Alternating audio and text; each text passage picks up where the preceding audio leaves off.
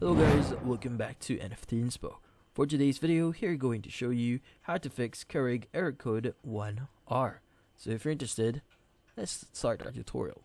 Now first, disconnect the coffee maker from the electrical outlet and ensure there are no K-cups remaining inside the machine. Reconnect the Keurig to the power source and open the lid of the K-cup holder. After opening the lid, place a mug beneath the coffee outlet.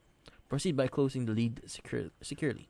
Press the power button located on the machine and patiently wait for a few moments.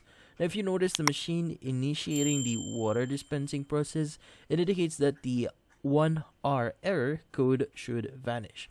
However, there's no indication. If there are no indications of the machine starting its operation, you might need to repeat the aforementioned steps for it to function correctly.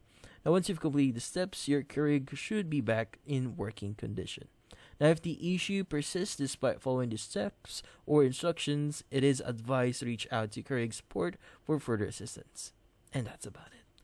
So hopefully this video was able to help you. Like and subscribe to NFT Inspo. Thank you for watching.